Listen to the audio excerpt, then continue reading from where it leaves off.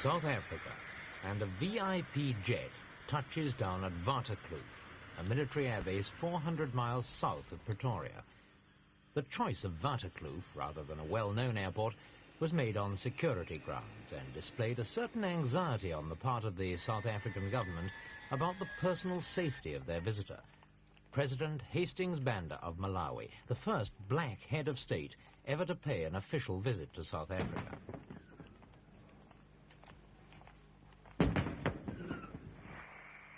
It was a historic occasion, and South Africa's President, Johannes Fouché, led a score of government dignitaries in the welcome party.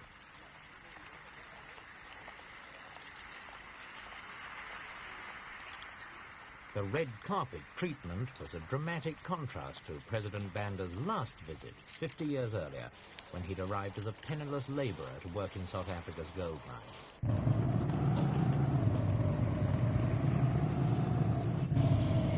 Inside South Africa, President Banda's visit was seen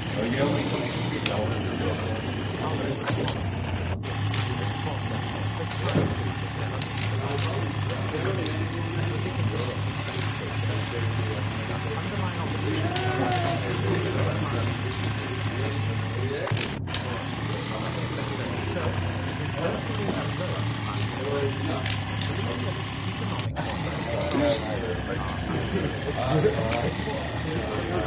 itself is virtually undeveloped Plan good. You want good track. It's fitting that the new dialogue between Malawi and South Africa should have been established through Dr. Banda, for he, more than any other black African leader, is equipped to understand the white Afrikaner mentality. This visit to a gold mine on the Witwatersrand near Johannesburg was more than just a piece of nostalgia for the president. It was here, in the little town of Delmore Station, that he spent 8 years as a miner in the 1920s. But those who came with it was here, me, too, that he learned his politics at a time when the forces of white Afrikaner because were you awakened. missed the real story. You have the scoop, haven't you? You call it a scoop in your profession. Yes, Brazil. I'm not jealous at all, Your Excellency. Yeah, I'm glad of that. Because I have met you. Thank you The very gold mines are a key factor in the developing relations between the two countries because they give work to some 90,000 emigrant Malawians who cannot find jobs at home and much of whose earnings are sent back to their families. The miners couldn't have shown their loyalty to their president more clearly. Songa, where are you? Songa, come on. Good.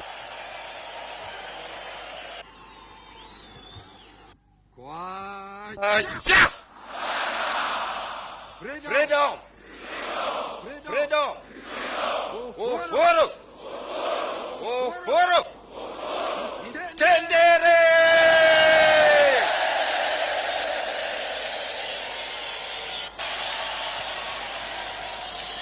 Then over there behind me, you know. While Dr. Banda shouts about freedom, the leaders of other black states point to townships like this on the South African Rand, typical of many on the fringes of South Africa's large cities. Here, immigrant miners, be they Malawians, Zambians, Zimbabweans or whatever, live in simple huts, often without electricity or running water. Militant Africans say conditions like these can only be changed by overthrowing the apartheid system and giving equal rights to South Africa's black population. Even so, the fact remains that many of the workers who live in them can earn enough to ensure a far better economic future than they could ever have hoped for back home.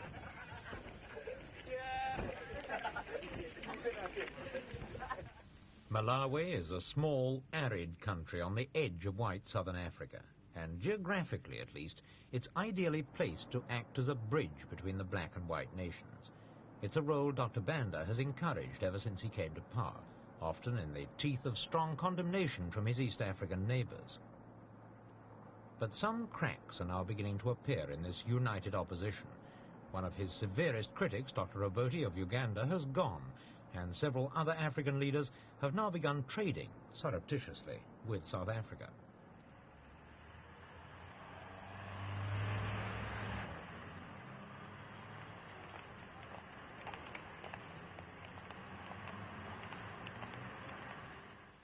Malawi is a desperately poor country.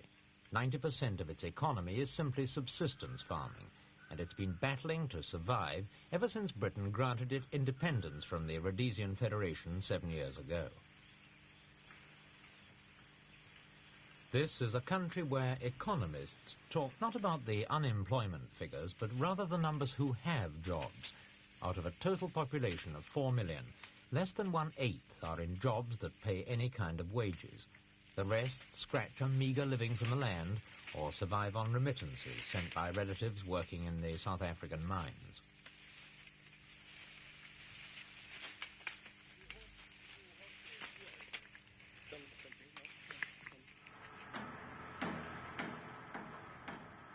Malawi was spawned in the flood of black states in the 60s, and it's since learnt better than most that there's more to real independence than mere political control. Just to survive economically, Dr. Banda has had to rely almost totally on the skills and management of Europeans who remained behind at the end of the colonial and federation eras.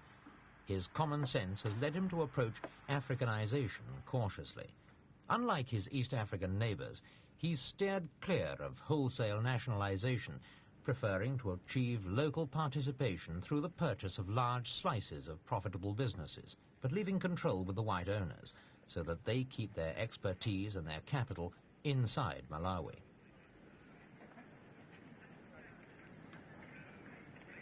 Malawi's need for more capital investment was high on the agenda during the state visit, and Dr. Banda's reported to have asked South Africa for almost all of the £25 million he wants to develop his new capital city at Lilongwe. If he gets it, it'll mark a significant new phase in South Africa's foreign policy, because Pretoria has never granted more than technical cooperation to any black state. Dr. Banda makes no secret of what he's after, and he's determined to persuade other black leaders that he's right, whatever they may say now. No African state, no African country must have anything to do with South Africa,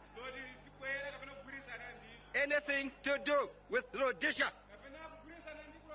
anything to do with Mozambique or Portugal through Mozambique.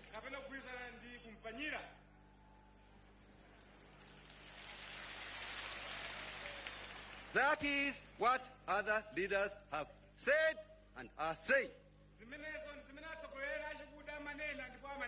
They have been saying and are saying. They did not even want me to come here. They met in June in Addis Ababa and say, oh, no kind of contact with South Africa.